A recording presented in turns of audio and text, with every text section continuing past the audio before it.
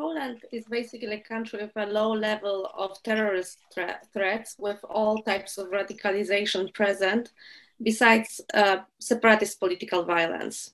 Right-wing radicalization seems to be most prevalent, and it exists in the form of hate speech or hate crimes against minorities.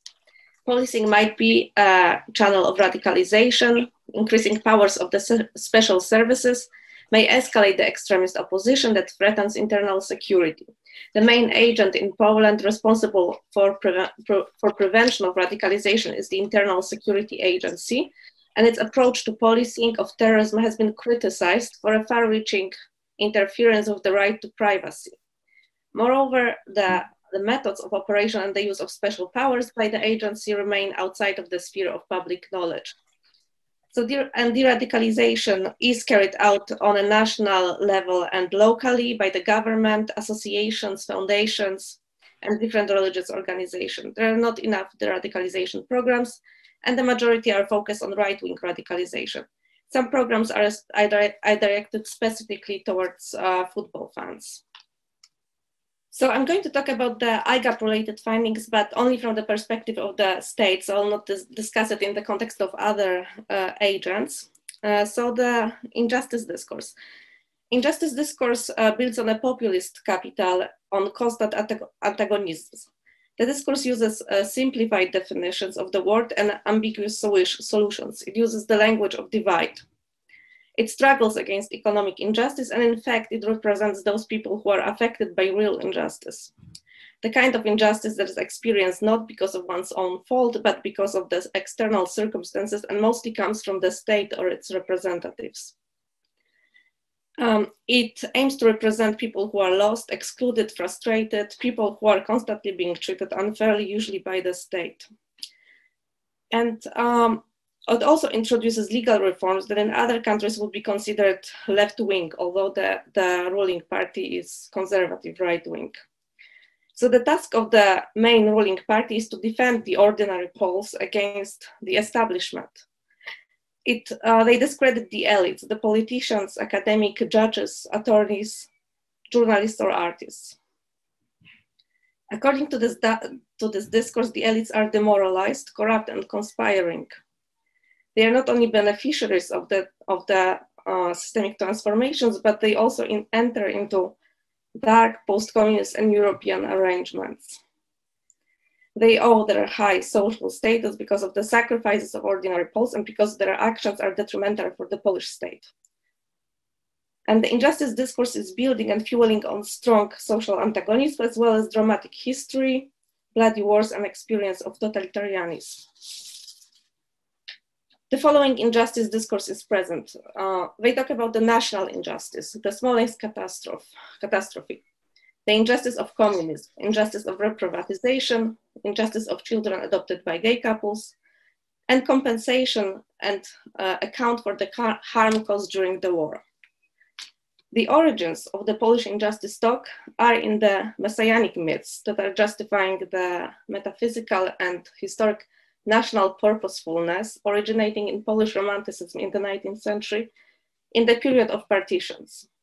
The political program it postulates is based on moral and spiritual superiority, thanks to which the Polish cause was to triumph.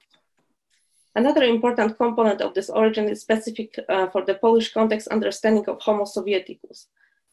In the Polish context is the tendency to emphasize one's own injustices, spiritual and moral mutilation. It is expressed in a sense of injustice from the authorities, also in opportunism, aggression, irresponsibility, submission, and entitlement. Hence, there's a willingness to retaliate, depriving others of their value, but also condemning everything that is covertly desired. It's a complex feeling of rebellion and helplessness in the face of both the other and the stronger, in a post-Soviet citizens' awareness. The Law and Justice, so it's the main ruling party in Poland, slogan election in 2015 was "We can do it." While this slogan has a positive and ambitious overtone, it also expressed a deep frustration because we couldn't do it before. When the state perceives an injustice, it may lead to express grievance by rejecting the established framework of politics and law. It can manifest itself, for example, in foreign policy. through a confrontational style in international politics. There is a slogan used by Polish politicians, "Rising Poland from its knees." It hides a deep sense of humiliation and inferiority complex and multiple resentments. In historic policy, it manifests by removing communist symbols, changing street names, exaltation of heroism, and so-called cursed soldiers. In the state HR policy, it involves the reshuffling of government administration personnel on an absolutely unprecedented scale, politicization of specialized institutions, including public universities and research institutes, establishing own universities, for example, in the field of law and criminology, which are based on specific ideological premises. Students of these institutions are treated preferentially over other students in the context of internships and possibly work in public institutions.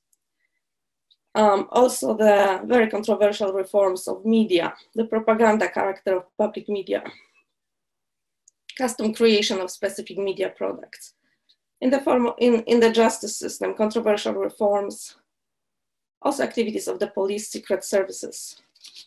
In education, instrumental propaganda nature of educational programs. Another issue is the church-state relations, the instrumental treatment of Catholic religion to justify demolition of democratic institutions. Okay, good. Preferential treatment of Catholic Church, imposition of Catholic symbols in religion, in various fields of private and public life, according to the principle of use religio, by violating religious freedom. And the consequences. The consequence is the polarization. According to the polls, there is a growing feeling that the general situation in the country is going in the right direction.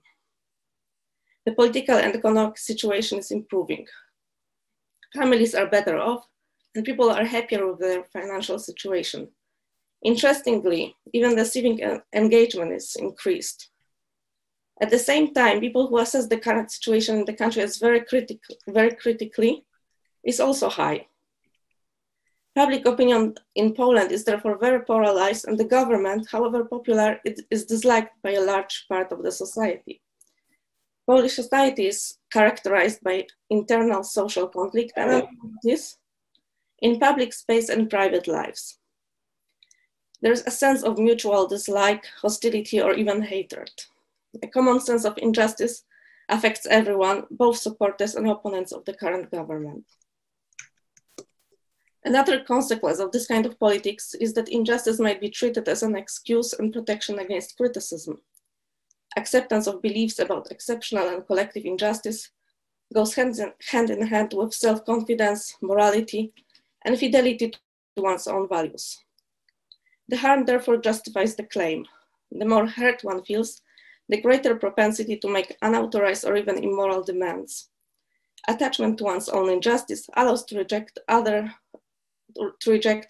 one's responsibility for injustice.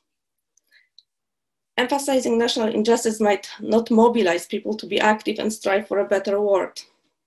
It can negatively be correlated with care for public institutions, nurturing good relationships, or seeking support and social trust.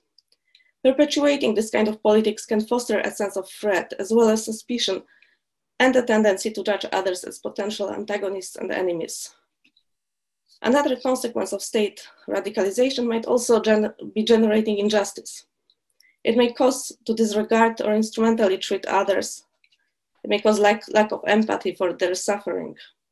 Glorification of one's own national community, coupled with a strong sense of national injustice, might also strengthen hostility and aggression, dehumanizing others.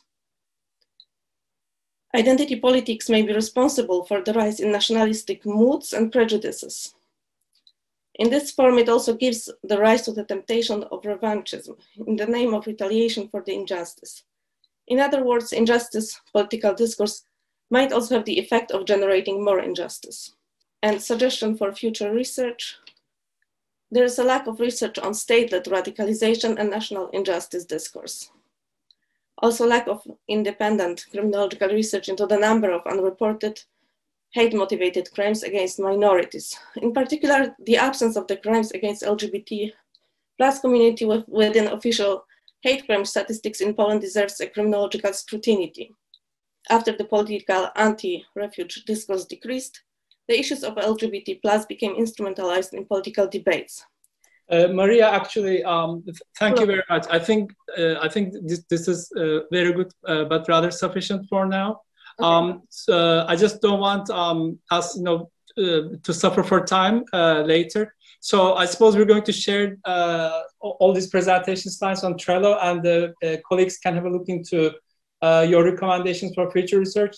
This was excellent. I took a lot of notes here. I appreciate your work. Thank you.